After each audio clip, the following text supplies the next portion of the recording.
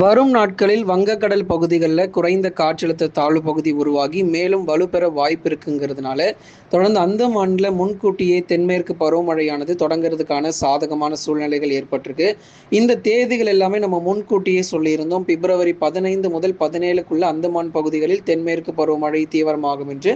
தற்பொழுது வரக்கூடிய நாட்களில் வங்கக்கடல் பகுதிகளில் உருவாக போகிற குறைந்த காற்றழுத்த தாழ்வு பகுதி மேலும் வலுப்பெற்று தாழ்வு மண்டலமாக வலுப்பெறுவதற்கான வாய்ப்புகளையும் மிக அதிகமாக நம்ம எதிர்பார்க்கிறோம். ஏற்கனவே இது புயல் சின்னம் வரைக்கும் போகும் அப்படிங்கிறது நம்ம சொல்லியிருக்கிறோம். பொறுத்திருந்து பார்ப்போம். பருவமழை அந்தமான்ல என்ன ஆச்சு அப்படின்னா தொடங்கியாச்சுங்க. ஏன்னா இப்போ வருகிற நாட்களில் இன்னும் ரொம்ப தீவிரமான மழை பொழிவுகள் உறுதியாக நமக்கு வந்து அந்தமான் பகுதிகளில், அதிலும் குறிப்பாக அந்த தீவுகள் பகுதிகள் முழுவதுமாக மிக கடுமையான கனமழை பொறுத்தவரை எதிர்பார்க்கலாம். இந்த மே மாதத்தினுடைய 2வது வாரத்தில் பெரும்பாலான பகுதிகளில் அந்தமான் பகுதிகளில் வெள்ளப்பெருக்கு ஏற்பட வாய்ப்பு இருக்கு. கனமழையும் கொட்டி தீர்க்கும். பருவமழையும் தொடங்குறதுக்கான சாதகமான சூழ்நிலை இருக்கு. அப்ப தமிழ்நாட்டிற்கு எப்படிங்க இருக்கு? மழை வருமா வராதா அப்படின்னு பலருடைய கேள்விகளாக இருக்கு. இன்றைக்கு எந்தெந்த மாவட்டத்துல மழை பதிவாகும்? நாளைய தினங்கள்ல எங்கெல்லாம் நமக்கு மழை இருக்கு? வரப்போகிற நாட்களில் எந்தெந்த மாவட்டங்கள் மிக கனமழையானது ரொம்ப தீவிரமாக இருக்கும் என்பது குறித்து மிக தெளிவாக பார்க்கலாம். நீங்க ஒண்ணே ஒண்ணு பண்ணுங்க. மறக்காம ஸ்க்ரீனுக்கு கீழ தெரியக்கூடிய அந்த லைக் பட்டன கொஞ்சம் எல்லாருமே கிளிக் பண்ணி சப்போர்ட் பண்ணுங்க. எல்லா வானிலை அறிக்கையிலயும் லைக் பண்ணிட்டீங்களான்னு பாருங்க. இந்த வானிலை அறிக்கை லைக் பண்ணலனா உடனே லைக் பண்ணுங்க. நண்பர்கள், உறவினர்கள் தெரியப்படுத்தி ஷேர் பண்ணுங்க. அவங்களும் பார்த்து பயன்பெறட்டும்.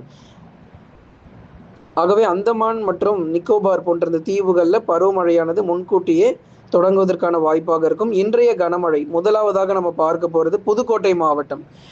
இலுப்பூர், பொன்னமராவதி, அதைத் தொடர்ந்து புதுக்கோட்டை மாவட்டத்தில் இருக்கக்கூடிய பெரும்பாலான இடங்கள், அறந்தாங்கி மற்றும் அதன் சுற்றுவட்டார பகுதிகள், பல்வேறு இடங்களில் புதுக்கோட்டை முழுவதுமாக புதுக்கோட்டையினுடைய கடலோர பகுதிகளிலும் கடும் கனமழை பொறுத்தவரை புரட்டி போடும். மாவட்டம் முழுவதுமாகவே கனமழை எதிர்பாருங்க புதுக்கோட்டை. அடுத்தது திருச்சிராப்பள்ளி மாவட்டத்தில் விட்டு விட்டு கனமழை தொடர்ந்து நீடிக்கும். ஏற்கனவே காலை முதலாக வானம் மேகமூட்டமா இருக்கு. சில சமயங்களில் அவ்வப்போது மழையும் பதிவாக வாய்ப்பு இருக்கு. திருச்சிராப்பள்ளி மாவட்டம், குறிப்பாக மணப்பாறை, ஸ்ரீரங்கம், திருச்சிராப்பள்ளி டவுன், ஜங்ஷன் பகுதிகள், அதைத் தொடர்ந்து தாத்தியாங்கர்பேட்டை உள்ளிட்ட பெரும்பாலான திருச்சிராப்பள்ளி மாவட்டங்களிலும் கனமழையானது கொட்டி தீர்க்க வாய்ப்பு. அடுத்து தஞ்சாவூர், கும்பகோணம், பாபநாசம், அதிராம்பட்டினம், முத்துப்பேட்டை இது போன்ற தஞ்சாவூர் மாவட்டங்களிலும் பெரும்பாலான இடங்களில் கனமழைக்கான வாய்ப்பாக இருக்கும். திருவாரூர் மாவட்டம் மற்றும் நாகை மாவட்டங்களில் பகுதியான மழையா இருக்கும். திருவாரூர்ல நன்னிலம், திருத்துறைப்பூண்டியில ஒரு 10 நிமிஷத்துலேருந்து 20 நிமிடங்கள் வரைக்கும் ஒரு வலுவான கனமழை பொறுத்தவரை எதிர்பார்க்கலாம். விட்டு விட்டு மழை வந்து தீவிரமடையும். சில நேரங்களில் பார்த்தா வானம் மேகமூட்டமாக இருக்கும். சில நேரங்களில் கனமழையானது விட்டு விட்டு திருவாரூர் மாவட்டத்தில் பதிவாக வாய்ப்புகள் இருக்கு. அடுத்ததா தூத்துக்குடி மாவட்டம், காலை முதலே சில இடங்களில் மழை தொடர்ந்து பதிவாயிட்டே இருக்கு. தூத்துக்குடியில காயல்பட்டினம், ஸ்ரீவைகுண்டம், நாசிரேத், குரும்பூர் இது போன்ற இடங்களிலும், கோவில்பட்டி மற்றும் அதன் சுற்றுவட்டார பகுதிகள், தென்காசி மாவட்டங்கள், திருநெல்வேலி மாவட்டம், ஆலங்குளம், அம்பாசமுத்திரம், சேரன் மகாதேவி, வள்ளியூர், அதுக்கப்புறம் பாளையங்கோட்டை மற்றும் அதன் சுற்றுவட்டார பகுதிகள், திருநெல்வேலி மாவட்டங்களிலும் கடுமையான கனமழை பொறுத்தவரை தீவிரமடையும். தூத்துக்குடி, திருநெல்வேலி 2 மாவட்டங்களுமே கடும் கனமழை அதிகரிக்க வாய்ப்பு. ராமநாதபுரம் மாவட்டத்தில் குறிப்பாக ராமேஸ்வரம், மண்டபம், கீழக்கரை இது போன்ற இடங்கள், ராமநாதபுரம் மாவட்டத்தில் இருக்கக்கூடிய தொண்டி மற்றும் அதன் சுற்றுவட்டார பகுதிகளின பல்வேறு பகுதிகளிலும் கனமழையானது கொட்டி தீர்ப்பதற்கான வாய்ப்பு இருக்கு. உஷாரா இருந்துக்கோங்க. ஏற்கனவே முதலாவது தென் மாவட்டங்கள்ல மிக கனமழை ரொம்ப தீவிரமா இருக்குங்கிற அறிவிப்புகள் கொடுத்திருந்தோம். அதுக்கப்புறம் டெல்டா மற்றும் கடலோரங்களிலும் கடும் கனமழையானது வெளுத்து வாங்கும். கடைசியாக இந்த விருதுநகர் மாவட்டத்துல குறிப்பாக ஸ்ரீவில்லிபுத்தூர், ராஜபாளையம், சிவகாசி மற்றும் அதன் சுற்றுவட்டார பகுதிகள், விருதுநகர் மாவட்டத்திலும் சிவகங்கை மாவட்டம், திருபுவனம், காரைக்குடி உள்ளிட்ட பெரும்பாலான இடங்களில் விட்டு விட்டு சில சமயங்களில் கனமழைக்கான வாய்ப்பு இருக்கும். வருகிற நாட்களில் அதிகாலை அல்லது காலை நேர மழை பொழிவு கூட தமிழகத்தில் பதிவாகும் அப்படிங்கிறதுல எந்த மாற்றமும் இல்லை. அதனால் தயவு செய்து எச்சரிக்கையா இருங்க. மாலை மற்றும் இரவு நேரங்களில் பெரும்பாலான இடங்களிலும், காலை மற்றும் பகல் நேரங்களில் ஒரு சில பகுதிகளிலும் மழை தொடர்ந்து பதிவாகிறதுக்கான வாய்ப்புகள் இருக்கிறது. அடுத்ததாக விருதுநகர், ராஜபாளையம், ஸ்ரீவில்லிபுத்தூர் உள்ளிட்ட இடங்களிலும் கனமழை தீவிரமடையும். சிவகங்கை மாவட்டங்கள் தொடர்ந்து நம்ம பார்த்தோம். அடுத்ததாக கன்னியாகுமரி மாவட்டத்தில் புத்தர் அணை, பேச்சுப்பாறை, சிவலோகம், எரேனியல், கொளைச்சல், மார்த்தாண்டம் பெரும்பாலான கன்னியாகுமரி பகுதிகளிலும் மழை தீவிரம் குறைந்து நமக்கு வந்து காணப்படுவதற்கான வாய்ப்பு இருக்கு. ஆனால் ஏற்கனவே நமக்கு மழை பெய்யாமல் கிடையாது. கன்னியாகுமரியில் மிக வலுவான மழை பொழிவுகள்லாம் பதிவாயிருக்கு. இன்றைக்கு சில இடங்கள்ல கன்னியாகுமரியில் மழை பெய்யும். அதுக்கப்புறம் நாளிலேருந்து கொஞ்சம் கொஞ்சமாக மழை விடுவதற்கான வாய்ப்பாக இருக்கும். மதுரை மற்றும் திண்டுக்கல்ல மாவட்டம் முழுவதும் கனமழை இல்லாம சில இடத்துல கனமழையும் சில இடத்துல மிதமான மழைக்கான வாய்ப்புகளையும் தொடர்ந்து நம்ம எதிர்பார்க்கிறோம். ஆகவே நமக்கு மதுரை மற்றும் திண்டுக்கல், சின்னாளம்பட்டி, வாடிப்பட்டி, உசிலம்பட்டி, கொடைக்கானல் போன்ற பெரும்பாலான இடங்களிலும் விட்டு விட்டு மிதமான மழை, ஓரிரு இடங்களில் கனமழைக்கான வாய்ப்பாக எதிர்பார்க்கப்படுது. இதுதான் இன்றைய கனமழை பொறுத்தவரை. இரவு நேரத்தில் வேணா சேலம் மாவட்டங்கள் நம்ம சேர்த்து கொள்ளலாம். சேலம், நாமக்கல், கரூர், திருப்பூர், ஈரோடு வந்து இரவு அல்லது நள்ளிரவு நேரங்களில் மழை வரக்கூடிய மாவட்டங்களாக அதை நம்ம பார்க்கிறோம். அடுத்து வரப்போகிற நாட்களில் தென் மாவட்டங்களிலும் கடலோர மாவட்டங்கள், அடுத்ததாக கடலோர பகுதிகளிலும் சில இடங்களில் கனமழை தீவிரமடையும். மாவட்டங்களிலும் கடலோர மாவட்டங்களிலும் கனமழையானது மாலை மற்றும் இரவில் தொடர்ந்து நீடிக்க போகுது. அதனால இனிமேல் நமக்கு கடலோர பகுதிகளுக்கும் அவ்வப்போது விட்டு விட்டு மழை பெய்யும். சென்னை முதல் புதுக்கோட்டை வரை இருக்கக்கூடிய பகுதிகளுக்கு நல்ல ஒரு வெயில் காணப்படும். மதிய நேரங்களில், மாலை நேரங்களில் சற்று வானம் மேகமூட்டத்துடன் காணப்படுவதற்கான வாய்ப்பாக இருக்கும்.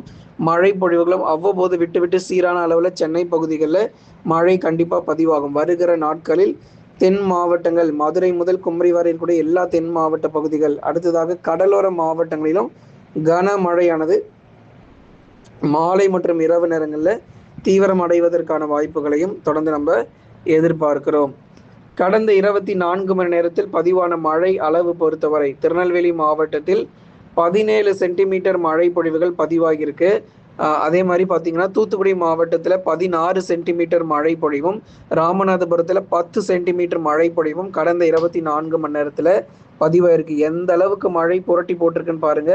வருகிற நாட்களில் இந்த உள் மாவட்டங்களில் பகுதியான மழை கிடைக்கும். தற்போதைக்கு திருவண்ணாமலை, வேலூர், திருப்பத்தூர், ராணிப்பேட்டையில் மழை இல்லாத ஒரு சூழ்நிலை. வருகிற நாட்களில் கணிசமாக மிதமானதிலிருந்து கனமழைக்கான வாய்ப்புகளையும் தொடர்ந்து எதிர்பாருங்க. கடந்த 24 மணி நேரத்தில் பெய்த மழை அளவு 3 மாவட்டங்களையும் பார்த்தோம். எவ்வளவு சென்டிமீட்டர் மழை பதிவாயிருக்கு பாருங்க. திருநெல்வேலி, நாலுமுக்கு, காக்காட்சி நகர பகுதியில் எல்லாம் சேர்த்து ஒரு 17 சென்டிமீட்டர் மழை பொழிவு அதிகப்படியாக திருநெல்வேலியில தான் நமக்கு முதலிடமாக தமிழகத்துல பதிவாகியிருக்கு. அடுத்து இரண்டாவதாக தூத்துக்குடி மாவட்டத்தில் ஒரே ஒரு சென்டிமீட்டர் தான் குறைவு. மற்றபடி மிக மோசமான ஒரு மழை பொழிவு தூத்துக்குடியிலையும் 16 சென்டிமீட்டர் மழை பொழிவு. அடுத்ததாக ராமநாதபுரம் மாவட்டத்திலும் இன்னும் மழை விடவே இல்லை. இன்னைக்கும் விட்டு விட்டு நமக்கு மழை வந்துகிட்டே இருக்கு. ராமநாதபுரத்துல எதிர்கொள்றதுக்கு தயாராக இருங்க. கடந்த 24 மணி நேரத்தில் பதிவான அதிகபட்ச வெப்பநிலை பொறுத்த வரைக்கும் ஈரோடு மாவட்டத்தில் 35 டிகிரி செல்சியஸாக கடந்த 24 மணி நேரத்தில் வெப்பநிலை பதிவாயிருக்கு. எந்த அளவுக்கு குறைஞ்சிருக்குன்னு பாருங்க. 41 டிகிரி செல்சியஸ் சொல்லிட்டு இருந்தோம். வேலூர் 40, 41, திருச்சி, மதுரை, அதுக்கப்புறம் இன்னும் நிறைய பகுதி கரூர், பரமத்தி, இந்த மாதிரி நிறைய இடங்கள்ல வெயிலுடைய தாக்கம் 40க்கு மேல பதிவாயிட்டு இருக்குன்னு சொல்லிட்டு இருந்தோம். இப்போ தொடர்ந்து இந்த வங்கக்கடலில் உருவாக போகிற தாழ்வு பகுதியின் காரணமாகவும் தென்மேற்கு பருவமழையினுடைய தீவிரம் காரணமாகவும் கோடை மழை தொடர்ந்து பாருங்க அதிகமாகிட்டே இருக்கு. சீக்கிரமாக இந்த கோடை மழையெல்லாம் முடிவுக்கு வந்து இந்த தென்மேற்கு பருவமழைக்கான ஆட்டம் தொடங்குறதுக்கான வெகு தூரத்தில் இல்லை, ரொம்ப கிட்டதான் இருக்கு. அதனால மாத இறுதியில் தென்மேற்கு பருவமழையும் தீவிரமாக ஆரம்பிச்சிடும். அதுக்கப்புறம் வெப்பநிலையெல்லாம் குறைஞ்சு கொண்டே போகும். வெப்பநிலை பொறுத்த வரைக்கும் இனி உயர வாய்ப்பு ரொம்ப குறைவு. நேற்றைக்கு வந்து பார்த்தீங்கன்னா 36 டிகிரி செல்சியஸாக இருந்தது. இன்னைக்கு வந்து ஈரோடு மாவட்டத்தில் 35 டிகிரி செல்சியஸாக வெப்பநிலை பதிவாயிரு. கொஞ்சம் வெயிலுடைய தாக்கம் குறைஞ்சிருக்கிறது நம்மளால பார்க்க முடிகிறது நண்பர்களே. அதனால் நீங்க மறக்காம எல்லாருமே ஒரு லைக் பண்ணுங்க, சப்ஸ்கிரைப் பண்ணி தொடர்ந்து சப்போர்ட் பண்ணுங்க. துல்லியமான வானிலை அறிக்கையும் பெற்றுக்கொள்ளுங்க.